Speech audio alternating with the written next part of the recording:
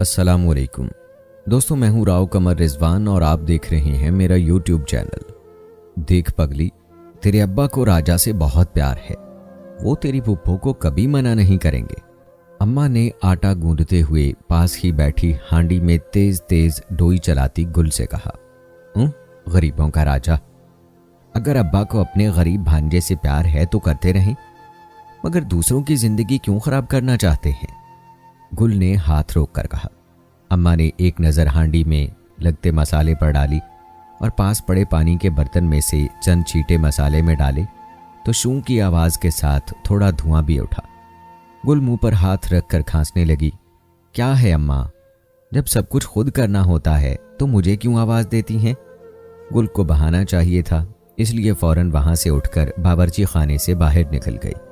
सुन ले गुल, तेरा अब्बा आजकल में तेरी फूफो से रिश्ते की बात करने वाला है और तू है कि पगली, माँ बाप के घर के लाड यहाँ तक ही रह जाते हैं। माना कि तेरी फूफो बहुत अच्छे मिजाज की औरत है, मगर सच तो ये है कि अपनी औलाद भी निकम्मी हो तो ज़्यादा देर तक उनके लाड नखरे भी नहीं उठाए जाते। और तू तो बहू बनकर जाएगी, इसलिए काम सीख ले। अब नहीं तो सब कहेंगे कि इकलौती बेटी को कुछ सिखाकर नहीं भेजा है। कभी फूफो कहेंगी, कभी लोग कहेंगे। अम्मा, मेरी जिंदगी क्या इन बातों के गिर्द ही घूमती रहेगी? मुझे नहीं करनी शादी वादी, ना किसी राजा से और ना शहजादे से। मुझे बस पढ़ना है ढेर सारा।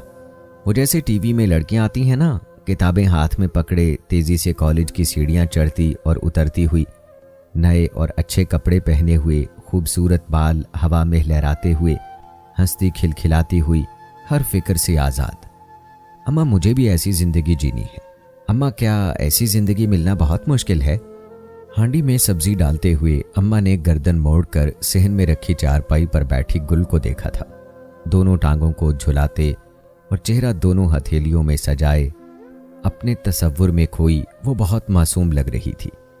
उस लम्हे अम्मा का दिल चाहा कि उनके पास कोई जादू की छड़ी होती तो वो उसकी हर ख्वाहिश पलक झपकते ही पूरी कर देती, मगर वो सर झटक कर अधूरे रह जाने वाले कामों की तरफ मतवज्जे हुई। तुझे मैं इसीलिए पगली कहती हूँ।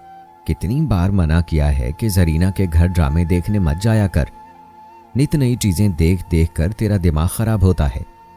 जिंदगी आसान तो किसी के लिए भी नहीं होती। अम्मा ने हमेशा की तरह उसे समझाया तो वो सीधी होते हुए गहरी सांस लेकर बोली, मगर अम्मा, हमारी जिंदगी तो कुछ ज्यादा ही मुश्किल है ना। इतनी मुश्किल कम मेरे छोटे छोटे ख्वाब इस छोटे और कच्चे सेहन की मट्टी में कहीं गिरकर गुम हो गए हैं। कितना शौक था मुझे पढ़ने का, मगर 8वीं से आगे पढ़ ही नहीं सकी। गुल के चेहरे पर गहरी उदासी रकम थी। अम्मा के दिल को कुछ हुआ। इससे पहले कि अम्मा कुछ कहती, लकड़ी का दरवाज़ा जोरदार आवाज़ के साथ खुला। अम्मा और गुल ने चौंक कर दरवाजे की तरफ देखा। अब्बा थके हुए कदमों से साइकिल अंदर कर रहा था। अब्बा ने साइकिल दीवार के साथ खड़ी की और सेहन में बैठी गुल को देखकर बेइख्तियार मुस्कुरा दिया। मेरे फूलों में सबसे प्यारा और खूबसूरत फूल है मेरी बेटी।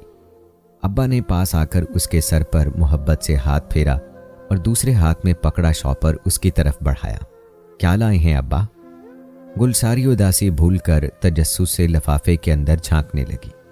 बर्फी, सफेद बर्फी के कुछ टुकड़े देखकर गुल का चेहरा खुशी से खिल उठा। मेरी बेटी को बहुत पसंद है ना? चल आराम से बैठकर खा और सुन। अब्बा ने पास आती अम्मा की तरफ देखा। अपनी अम्मा को बिल्कुल मत देना, इसके लिए ज्यादा मीठा अच्छा नहीं है, अब्बा ने शरारत से कहा तो गुल खिलखिलाकर हंस पड़ी, जबकि अम्मा हैरत से दोनों बाप बेटी को देख रही थी। लो भला, मैंने कब फरमाइश की है किसी चीज की? अम्मा ने मुंह बनाकर कहा और बुड़बुड़ाते हुए रोटी बनाने चली गई। गुल पटर पटर बोली। अब्बा के पास बैठी सारे दिन की रुदाद सुना रही थी। थका हारा अब्बा मुस्कुराती नजरों से अपनी बुलबुल को चहकते हुए देखने लगा। अच्छा अब बस कर, अपने अब्बा को सुकून से रोटी तो खाने दे। अम्मा ने रोटी की चंगेर लकड़ी की मेज पर रखी और सालन लेने चली गई। गुल जल्दी से उठकर पानी का जग और गिलास ले आई। तीनों ने सुकून से खाना खाया और अपने रब का शुक्र अदा करते हुए दस्तरखान से उठ गए। गुल, चाय का पानी चढ़ा दे। अम्मा ने बावर्ची खाने की तरफ मुंह करके आवाज लगाई। अब्बा खाने के बाद चाय जरूर पीते थे, जो ज़्यादातर गुल ही बनाकर पेश करती थी। जब तक गुल चाय बनाकर लाई, अब्बा और अम्मा किसी बहस में मसरूफ़ हो चुके थे। गुल को देखकर दोनों चुप हो गए। गुल अब्बा के सामने चाय का कप रखकर बर्फ़ी का शॉपर हाथ में पकड़े कमरे की तरफ चल पड़ी। अम्मा और अब्बा ने सारे दिन की बातें करके कमरे में आना था। गुल ने पुराने रिसाले में से एक कहानी बहुत आराम से पढ़ लेनी थी। ये रसाले भी उसे जरीना ने दिए थे। गुल ने रज़ाई खोली और उसमें घुसकर नीम दराज होकर मज़े से बर्फ़ी खाते रिसाला खोल लिया। कहानी बहुत लंबी थी या उसकी नींद बहुत कच्ची। जब अम्मा सोने के लिए कमरे में आईं तो गुल सो चुकी थी और पास ही रसाला औंधा पड़ा हुआ था। सच में पगली है ये, अम्मा ने मुस्कुराते हुए बोसीदा रसाला उठाकर बहुत एहतियात से ताक पर रखा था। वो अनपढ़ औरत ये नहीं जानती थी कि इस पुराने बोसीदा रसाले में क्या है।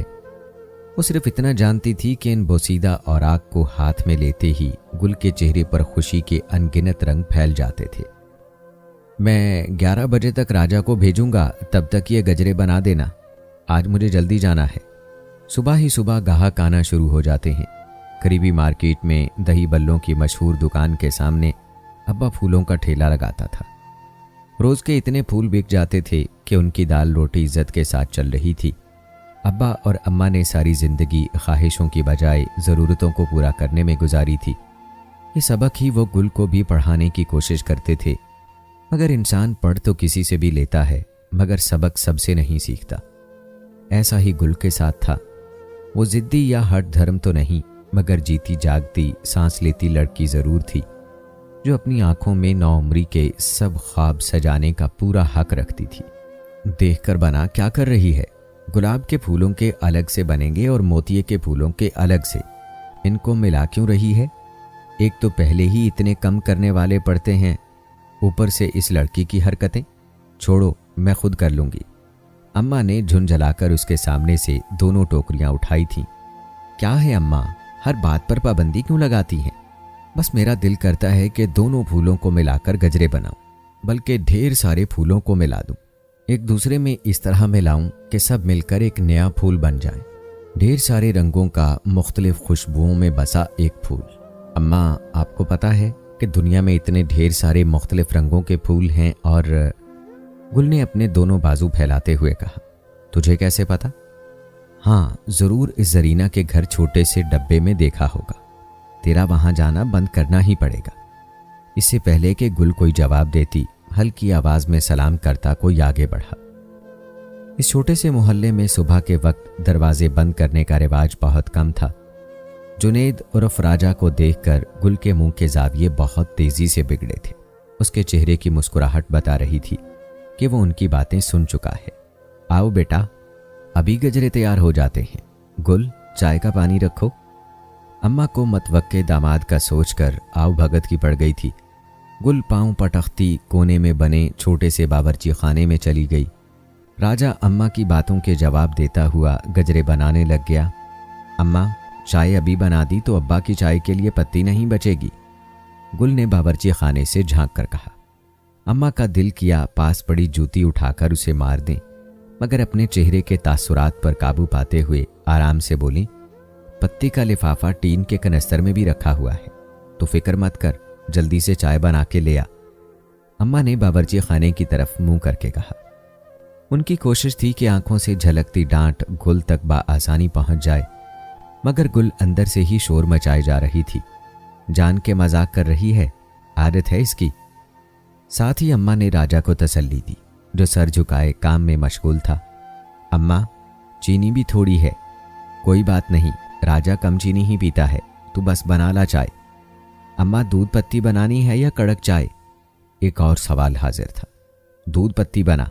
अम्मा ने हाई होते ब्लड प्रेशर के साथ लहजा नर्म ही रखा था। अच्छा, फिर तो नहीं बनेगी, दूध भी थोड़ा है, गुल ने इत्मीनान से कहा। अगर मैं उठकर आ गई तो सब बन जाएगा, मुझे मजबूर मत कर गुल। अम्मा के सब्र का पैमाना लबरेज हो गया, इसलिए गुस्से से बोली। राजा ने उनके हाथ पर हाथ रखा। कोई बात नहीं मामी जान, इसकी आदत है मजाक करने की। राजा के कहने पर अम्मा सर झटक कर बुड़बुड़ाने लगी। थोड़ी देर के बाद गुल चाय का कप थामे हाजिर हुई। ये लें। गुल ने चाय का कप इतनी जोर से मेज पर रखा कि चाय छलक गई।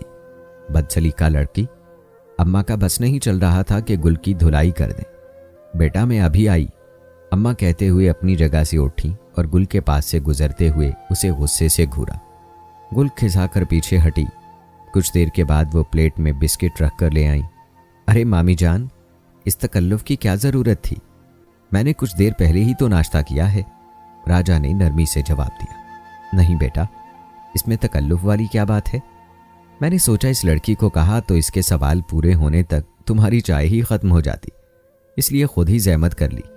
अम्मा ने जले भुने अंदाज में कहा तो राजा बेसाख्ता खिलखिलाकर हंस पड़ा। गुल चिढ़कर बोली, अम्मा मैं जरीना के घर जा रही हूं। गुल कहते हुए अंदर कमरे की तरफ चादर लेने चली गई। एक तो इसकी ये सहेली जरीना, किसी दिन इसे भी सीधा करना पड़ेगा। सब पट्टियां वो ही पढ़ाती है। अम्मा का मिजाज आज गर्म था। राजा ने चाय खत्म की तब तक गजरे भी बन गए थे। राजा ने इजाजत ली। राजा बेटा, गुल को भी जरीना के घर छोड़ देना। इस वक्त गली में आवारा लड़कों का रश बढ़ जाता है, अकेली लड़की का जाना अच्छा नहीं लगता। अम्मा ने कहा तो गुल तप कर बोली, मैं खुद चली जाऊंगी। एक गली छोड़कर तो जरीना का घर है। अगर राजा के साथ नहीं जाना तो अंदर जाकर बैठ जा। आज तेरा बाप आता है तो बात करती हूं। बहुत सर चढ़ गई है तू। अम्मा ने पास पड़ी जूती की तरफ हाथ बढ़ाया, जिसे देखकर गुल फौरन खुले दरवाजे से बाहर निकल गई। अब राजा के सामने अम्मा की हवाई चप्पल खाती क्या अच्छी लगती। वो तेज तेज कदम उठाती चल रही थी। जब पास आकर राजा ने साइकिल की घंटी बजाई, गुल ने रुके बगैर सर उठाकर तीखी नजरों से घूरा। मामी जान को क्यों तंग करती हो? राजा ने पूछा। मेरी मर्जी, मेरी अम्मा है, मैं जो चाहे करूं, मेरी मर्जी, उसने तुनक कर जवाब दिया। राजा जेरे लब मुस्कुराया। तुम्हें मेरा आना अच्छा नहीं लगता क्या? राजा ने हल्की आवाज में पूछा। नहीं लगता। फिर? गुल का अंदाज रूखा था। वो जरीना के घर पहुंच चुके थे। मगर मुझे तो अच्छा लगता है। राजा की मुस्कुराहट पर गुल तप गई। वह रुक गई और कमर पर एक हाथ रखा और बोली, तुम्हें क्यों अच्छा लगता है? वो जारेहाना तेवरों के साथ उसे घूरने लगी। मेरी मर्जी, राजा ने शरारत से कहा और घंटी बजाता हुआ तेजी से आगे निकल गया। आज तो बच गए राजा साहब।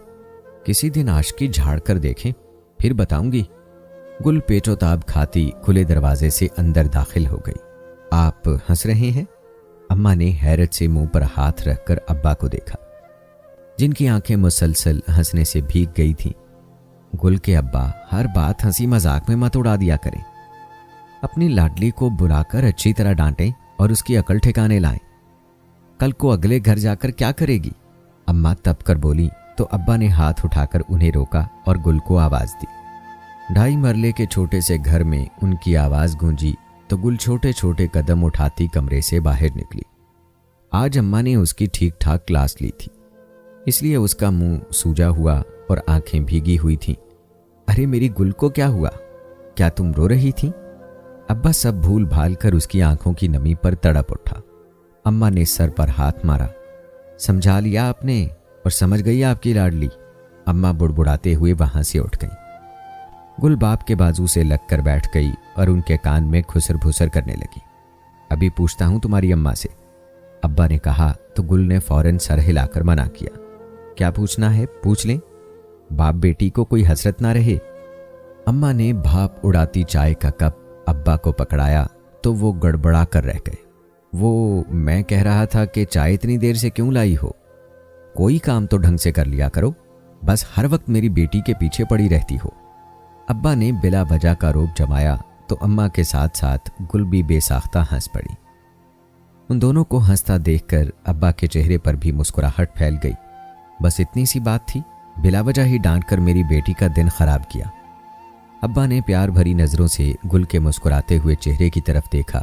गुल के अब्बा, मुझे कभी से कुछ कहना अच्छा लगता है, मगर अम्मा बात अधूरी छोड़कर वजू करने चली गईं। गुल अब्बा को जरीना के घर में देखे नए ड्रामे की तफसील सुनाने लगी। मैं अपनी बेटी के लिए टीवी जरूर खरीदूंगा। उसकी इश्तियाक भरी आंखों में देखते हुए अब्बा ने हर बार की तरह खुद से अहद किया था, मगर गुर्बत की छत तले ख्वाहिशें नहीं, सिर्फ जरूरतें परवान चढ़ती हैं। देख साजिदा, किसी बात की फिक्र करने की जरूरत नहीं है गुल को। मैं बहू नहीं बेटी बनाकर ले जाऊंगी। माना कि हमारे पास रुपया पैसा नहीं है, मगर तुझे खुलूस और मोहब्बत में कभी कमी नहीं मिलेगी। बस तू जल्दी से हाँ कर दे। कुलसूम फूफो सुबह ही मिठाई के डब्बे के साथ पहुंच गई थी। राजा और शमसा भी उनके साथ थे। शमसा तो गुल के पास कमरे में चली गई थी। उन दोनों की उम्रों में ज्यादा फर्क नहीं था, इसलिए दोस्ती भी बहुत थी। गुल जो अम्मा के आगे पटर पटर इस रिश्ते के खिलाफ बोलती थी, अब शमसा की जू मानी बातें सुनकर घबरा रही थी। छुट्टी का दिन था, मगर अब्बा के लिए नहीं। वो छुट्टी के दिन भी फूल फरोख्त करते थे। वो काम पर जाने लगे तो राजा भी उनके साथ साथ चला गया। उनके जाने के बाद गुल और शमसा भी बाहर शहर में आ गईं। कुलसूम फुप्पो ने सारा दिन वहीं गुजारा। उनका रवैया मामूल के मुताबिक था। गुल की समझ में नहीं आ रहा था कि अब्बा ने क्या जवाब दिया है। अब्बा ने दोपहर के खाने की खास हिदायत की थी और जाते हुए अम्मा को सामान खरीद कर दे गए। कुलसूम फुप्पो ने बहुत मना किया कि वो खाने तक नहीं रुकेंगी, मगर अब्बा बाजिद रहे कि खाना खाए बगैर नहीं जाने देंगे। दोपहर के खाने पर अम्मा ने कुलसूम फुप्पो के एजाज़ में मुर्गी का सालन पकाया और साथ ही सूजी का हलवा। दोपहर के खाने पर अब्बा और राजा भी आ गए। छोटे से सेहन में बिछे दस्तरखान पर मोहब्बत और खुलूस की फिजा में खाना खाया गया। खाने के कुछ देर के बाद चाय का दौर चला और कुलसूम फुप्पो आने के वादे पर चली गई। उनके जाने के बाद अब्बा ने गुल को पास बुलाया। गुल झिझकते हुए उनके पास आकर बैठ गई। गुल बेटी, तुम जानती हो कि तुम्हारी फुप्पो किस मकसद से आज आई थी? अगर मैं चाहता तो अपनी बहन के मान और भरोसे पर तुम्हारी किस्मत का फैसला सुना देता, मगर गुल, तुम मुझे बहुत अजीज हो।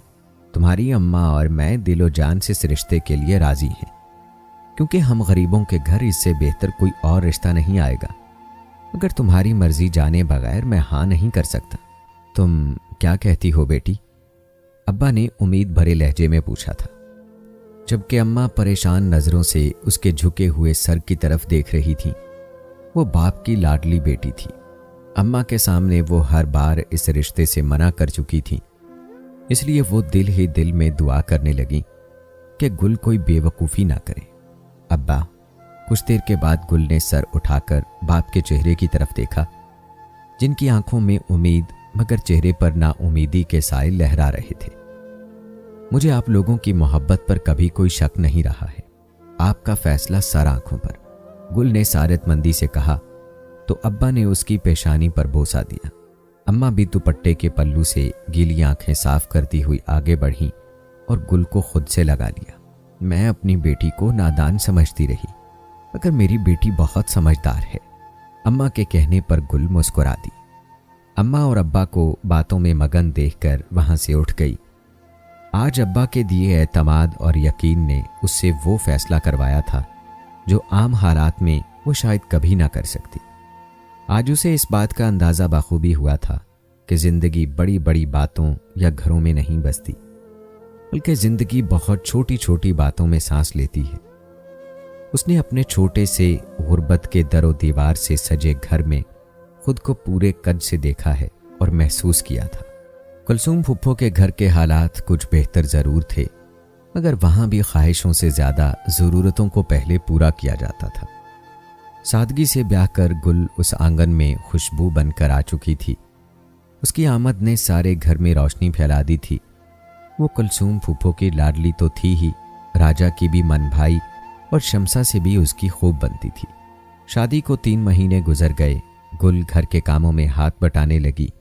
वो तीनों मिलजुल कर काम कर लेती थीं, इसलिए किसी एक पर बोझ नहीं पड़ता था।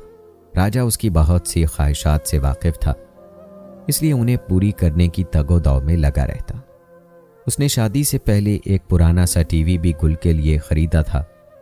वो जानता था कि गुल को ड्रामे देखने का बहुत शौक है।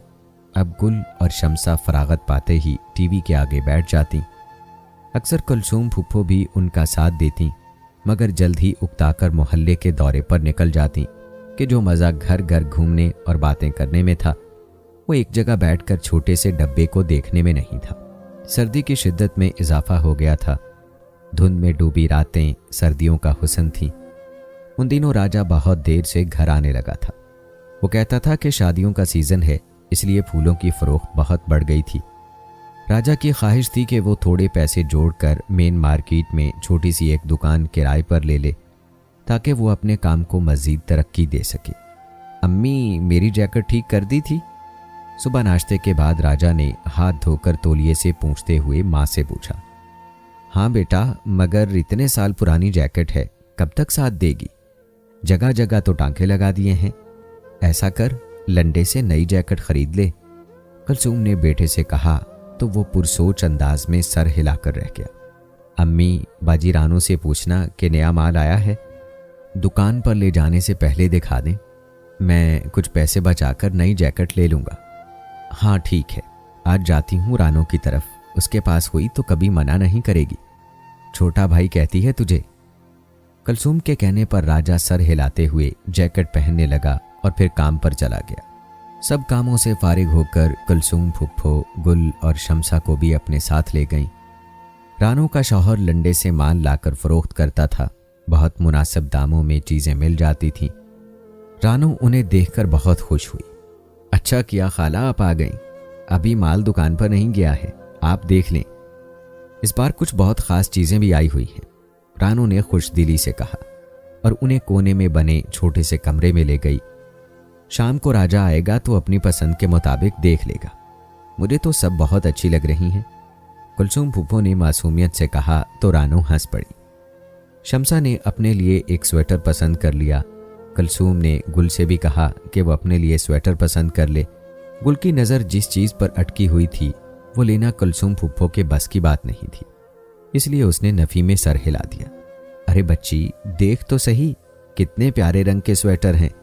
कुलसूम फूफो ने इसरार किया, मगर गुल धीरे से मुस्कुरा दी। अगली बार देख लूंगी फूफो। अच्छा, जैसे तेरी मर्जी। कुलसूम फूफो रानू से बातें करते हुए कमरे से बाहर निकल गईं।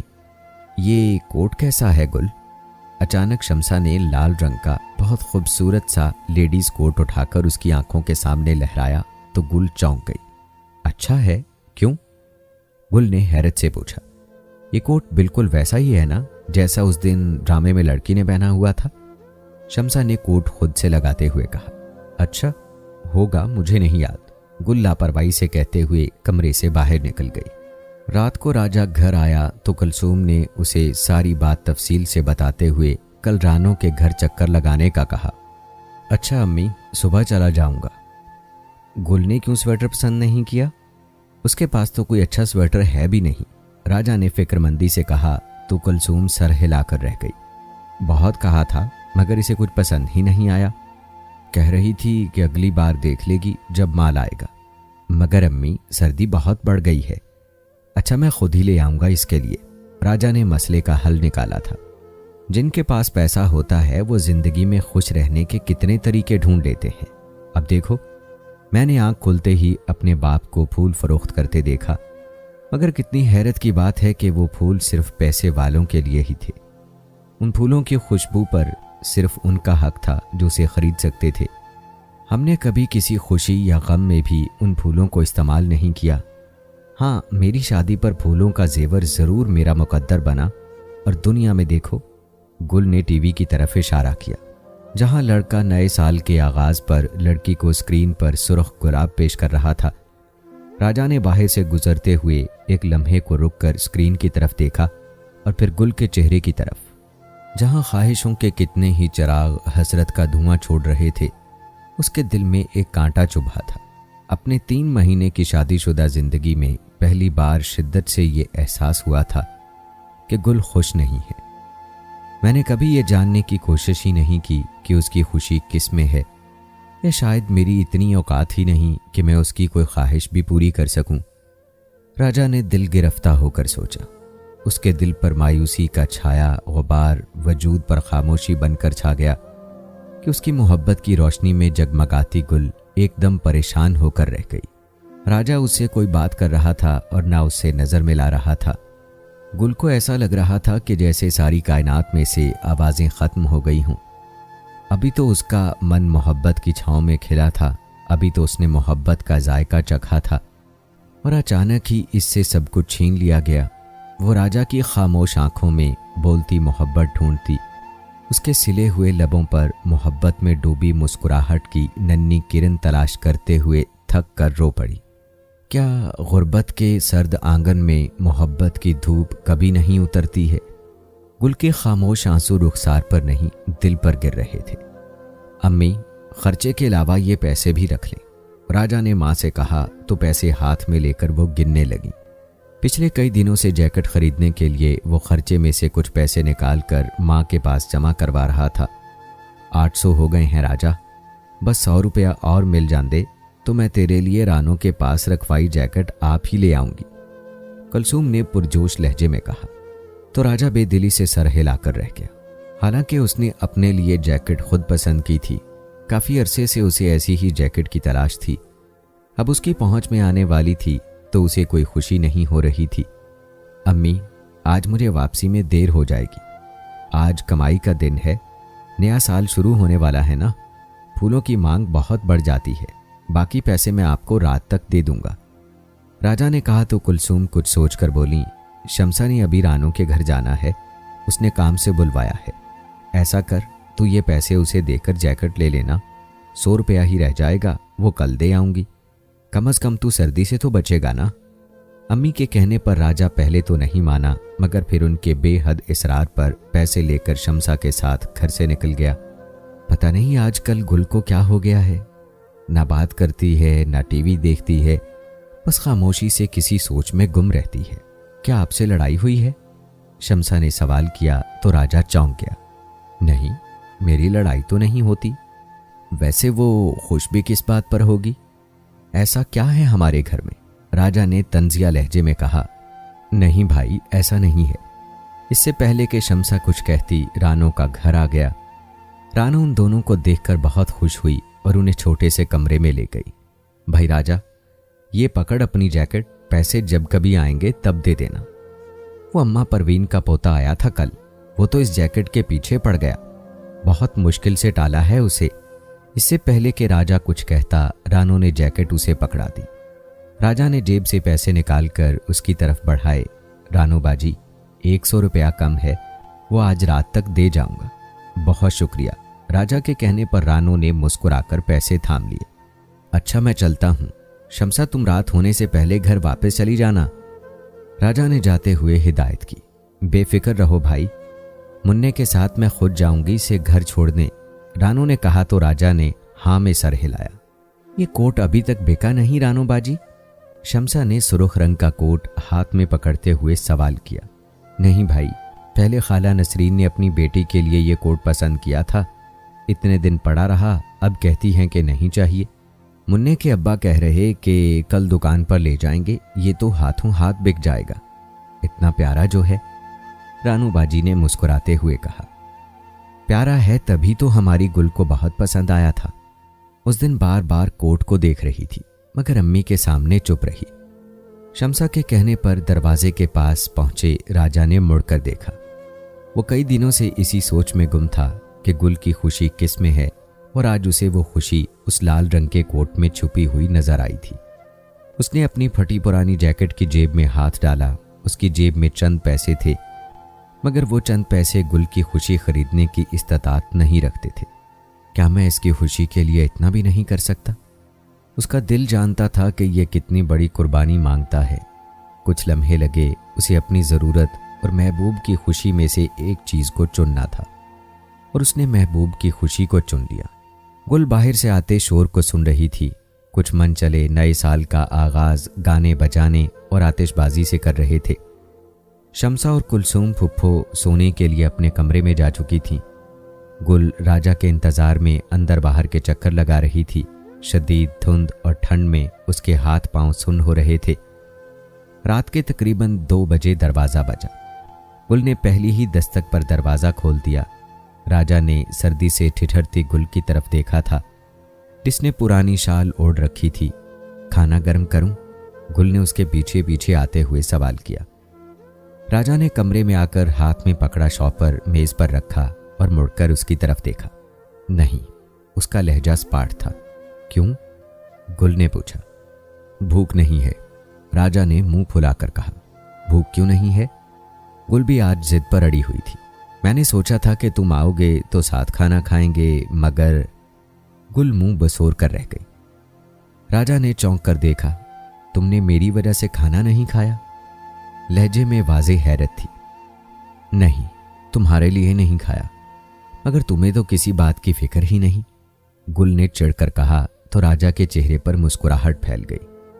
आज कितने दिनों के बाद उसे लगा था कि दिल पर छाए मायूसी के बादल छट रहे हैं। अच्छा, इधर आओ, देखो मैं तुम्हारे लिए क्या लाया हूं। राजा ने मुस्कुराते हुए मेज से शापर उठाकर उसकी तरफ बढ़ाया। गुल ने जल्दी से थाम लिया। क्या लाए हो? गुल ने शापर खोला और उसमें से लाल रंग की चीज बाहर निकाल ली। गुल हैरत से अपने हाथ में लाल रंग के कोट को देखने लगी, जो उसे पहली नजर में ही बहुत पसंद आया था। ये तो बहुत महंगा था राजा, पूरे 900 रुपए का। गुल ने कोट की मुलायम सतह पर हाथ फेर कर कहा। कई बार ही ख्यालों में उसने लाल रंग के उस कोट को छू कर देखा था, पहन कर वॉक की थी। इसकी कीमत तुम्हारी एक मुस्कुराहट है गुल, मेरे लिए ये सौदा ज्यादा महंगा नहीं था। राजा ने इत्मीनान से कहा तो गुल ने चौंक कर उसकी तरफ देखा और फिर उसकी फटी पुरानी जैकेट को। राजा वो सब समझ गई, इसलिए उसकी आंखों में आंसू भर आए। एक और चीज भी है मेरे पास, राजा ने कहा और अपनी जैकेट की जिप खोलकर हाथ अंदर डाला। नया साल मुबारक हो गुल। राजा ने सुर्ख गुलाबों का छोटा सा गुलदस्ता उसकी तरफ बढ़ाया। गुल हैरत से देखती ही रह गई। तुम्हें भी बहुत शौक है ना कि जैसा टीवी पर दिखाते हैं तुम्हारी जिंदगी भी वैसी ही हो? मैं ज्यादा तो नहीं कर सकता, मगर तुम्हारी खुशी के लिए इतना तो कर ही सकता हूं। राजा ने सादगी से कहा तो गुल उसके सांवले हाथों में पकड़े फूलों को देखती रह गई। मट्टी से अटे पुराने जूतों पर सारे दिन की मेहनत मुशक्कत की गर्द जमी हुई थी। फटी पुरानी जैकेट पर जगह जगह सिलाइयां सर्द हवा को रोकने में नाकाम रहती थी, मगर गुर्बत और यतीमी में पले बढ़े राजा को आज भी अपनी खुशी और आराम से ज्यादा कल की फिक्र थी। क्या ऐसी मोहब्बत आंखों से देखे गए किसी ख्वाब में भी सोची थी?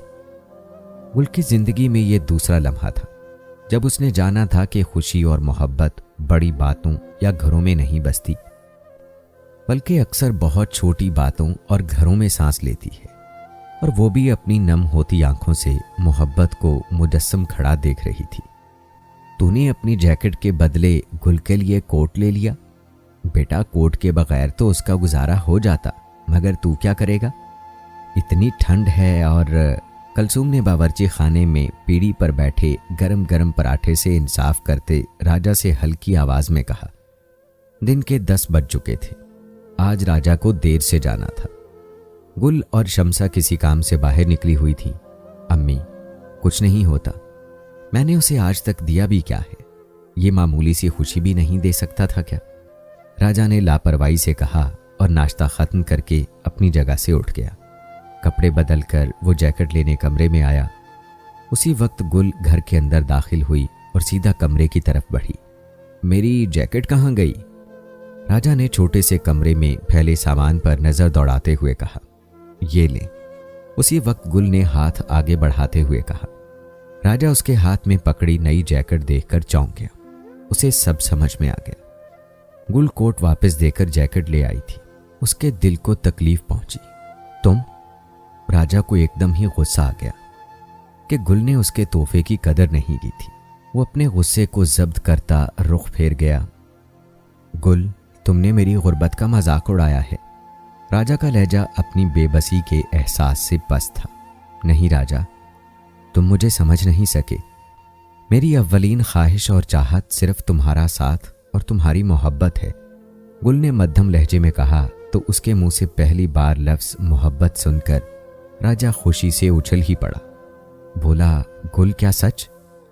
वो एकदम ही पलटकर बोला तो गुल ने हैरत से देखा। राजा को अपनी बेसाख्तगी का एहसास हुआ तो खज्जल होकर सर खुजाने लगा। गुल बेसाख्ता हंस पड़ी। बात सिर्फ इतनी सी है जनाब। गुल ने जैकेट उसके कंधे पर रखते हुए कहा। गुल फरोश की बेटी हूं, असली और खालिस फूलों की कीमत बहुत अच्छी तरह से जानती हूं, और मेरा दिल तस्लीम करता है कि क्या राजा ने पुर इश्तियाक लहजे में पूछा। तुम्हारी मोहब्बत की खुशबू भी बहुत अनमोल और खालिस है, बिल्कुल इन फूलों की तरह। गुल ने आगे बढ़कर मेज पर रखे सुर्ख फूलों को छुआ था। क्या सच में गुल, तुम खुश हो? पिछले कई दिनों से मैं इसी सोच में जलता रहा कि तुम इस शादी से खुश नहीं हो। मैं तुम्हारी कोई ख्वाहिश पूरी करने के काबिल नहीं, राजा ने अफसुर्दगी से कहा तो गुल गहरी सांस लेकर रह गई। और मैं पागलों की तरह तुम्हारी खामोशी की वजह सोचती रही, खुद से उलझती रही। और तब मैंने जाना कि मेरे लिए तुम्हारी मोहब्बत दुनिया की हर चीज से ज्यादा कीमती है। गुल के एतराफ ने राजा को आसमान पर पहुंचा दिया। उसने खुशी से जैकेट पहनी। उसने अपनी आना को एक तरफ रखकर देखा तो उसे उस जैकेट में से गुल के खुलूस और मोहब्बत की महक आ रही थी। गुल ने उसकी फिक्र और मोहब्बत में अपनी खुशी को कुर्बान किया। राजा को ऐसा लग रहा था कि जैसे वो सच का सच राजा हो, सिर्फ एक गुल की मोहब्बत और साथ की वजह से। आज उसका दिल मोहब्बत की नेमत से माला माल था। अच्छा अम्मी, मैं जा रहा हूं, राजा ने मां के पास आकर कहा तो कुलसूम ने पहले हैरत और फिर मुस्कुराती हुई निगाहों से उसकी तरफ देखा। राजा गुनगुनाता हुआ चला गया। कुलसूम ने कमरे से बाहर निकलती गुल को आवाज देकर बुलाया और उसके सर पर मोहब्बत से हाथ फेर कर बोली, मेरी गुल का दिल भी इसकी तरह ही उजला है। अल्लाह तेरे दिल का आंगन आबाद रखे, आमीन, गुल ने ज़ेरे लब कहा और मुस्कुराते हुए पलट गई। मोहब्बत को ज़मीन के फासलों या फैसलों से मतलब नहीं होता, उसे रहने के लिए छोटा पुरखुलूस दिल मतलूब होता है। और जहां उसे अपने मतलब की चीज़ मिले वो फौरन बसेरा डाल लेती है। इब्ने आदम के सीने में धड़कता सुर्ख दिल गुल है और मोहब्बत इस कायनात में गुल फरोश। अब चाहे वो दिल तंग गली के कोने में है, छोटे से घर में रहने वाले एक आम से गुल फरोश का हो, या किसी गुल फरोश के आंगन में खिलती सांस लेती गुल का। तो दोस्तों, ये थी हमारी आज की कहानी। कैसी लगी और आज की कहानी से आपने क्या सबक सीखा, कमेंट बॉक्स में ज़रूर बताइएगा। मिलते हैं अगली वीडियो में। अल्लाह हाफिज़।